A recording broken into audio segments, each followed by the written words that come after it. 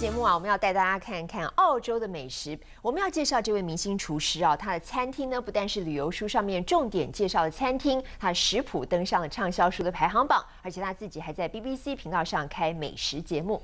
最近呢，这位名人厨师还把触角伸到日本东京。今天的英语新闻就让他带着大家从澳洲到日本来一趟美食之旅。 Welcome to Bill's. This is the first restaurant I opened at the very green age of 22, 15 years ago. When I remember back to those early days, I remember the struggle. And what I didn't have an experience, I had in passion and intuition to really give people what they wanted.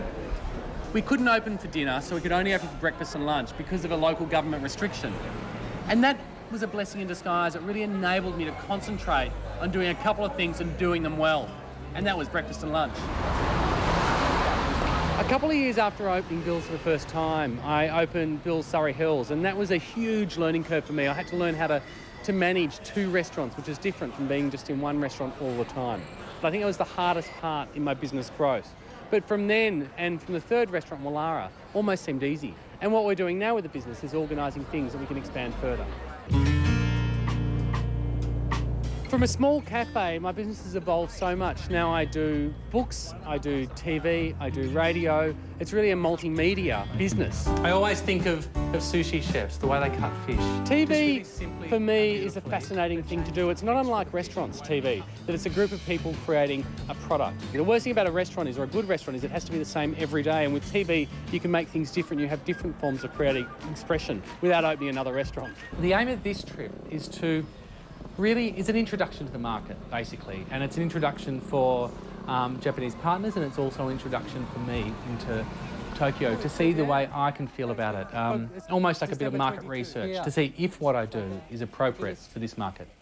There's so many things here I've just never seen. I've been told these are, which are fresh rather than dried, are squids' mouths, and the little black thing is their teeth, which is just amazing. I didn't even know a squid had a mouth. Today I'm doing basically a temporary Bill's in the middle of Tokyo, just to see what the market thinks, and it's going down really, really well. I'm so excited. I think there must be an international language of pancakes. With recipes, or you can show me, Bill does these pancakes, or Bill does this, and that's really hard to communicate because food is such a tactile thing, and the food is a really important way to introduce to people what I do, and especially when there's a language problem, I can communicate with people. I'll almost have conversations by making them a dish and putting it in front of them and letting them enjoy it. And that's the way I think people get connected to what I do.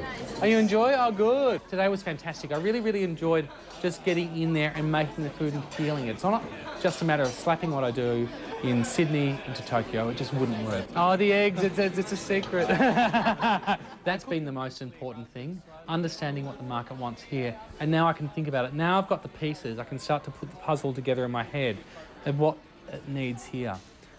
It's been the most extraordinary day. I've got to say I'm a bit exhausted, but I've met the most amazing people and everyone got really excited.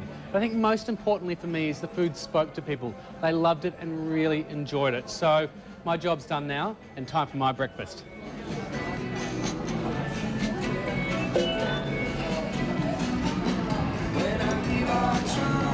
Yeah.